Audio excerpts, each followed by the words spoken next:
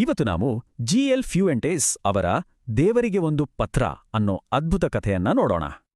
ಲೆಂಚೋ ಅನ್ನೋ ಒಬ್ಬ ರೈತನ ಕಥೆ ಶುರುವಾಗೋದೇ ಇಂಥ ಒಂದು ವಿಚಿತ್ರ ಪರಿಸ್ಥಿತಿಯಲ್ಲಿ. ಈ ಕಥೆಯ ಹೀರೋ ಲೆಂಚೋ ತನ್ನ ಬೆಳೆನೇ ಪ್ರಪಂಚ ಅಂದುಕೊಂಡು ಬದುಕೋ ಒಬ್ಬ ಕಷ್ಟಜೀವಿ ರೈತ. ಒಂದು ಸಣ್ಣ ಬೆಟ್ಟದ ಮೇಲೆ ಅವನ ಮನೆ. ಅಲ್ಲಿಂದ ಅವನ ಜೋಳದ ಗದ್ದೆ ಚೆನ್ನಾಗಿ ಕಾಣ್ತಿತ್ತು. ಬರೋ ಮಳೆ ಒಳ್ಳೆ ದುಡ್ಡು ತಂದುಕೊಡತ್ತೆ ಅನ್ನೋದು ಲೆಂಚೋನ ಪಕ್ಕಾ ನಂಬಿಕೆ ಆಗಿತ್ತು. ಆದ್ರೆ ನೋಡ್ತಿದ್ದಂತೆ ಆ ಮಳೆ ವಿನಾಶಕಾರಿ ಆಲಿಕಲ್ಲು ಮಳೆಯಾಗಿ ಬದಲಾಯಿತು. ಆ ಬಿರುಗಾಳಿ ಲೆಂಚೋನ ಮನಸ್ಸಲ್ಲಿ ದುಃಖ ತುಂಬಿ ಕುಟುಂಬಕ್ಕೆ ಹಸಿವಿನ ಭಯ ಶುರುವಾಯಿತು.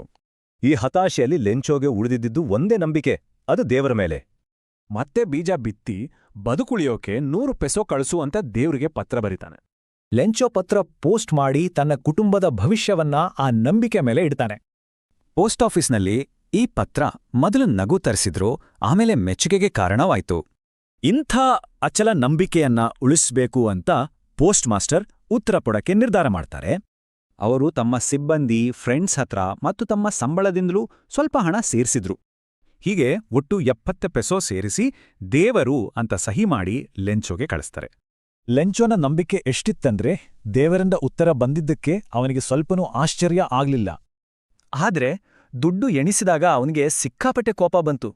ಪೋಸ್ಟ್ ಆಫೀಸ್ನವರೇ ಹಣ ಕದ್ದಿದ್ದಾರೆ ಅಂದ್ಕೊಂಡು ದೇವರಿಗೆ ಇನ್ನೊಂದು ಪತ್ರ ಬರೀತಾನೆ.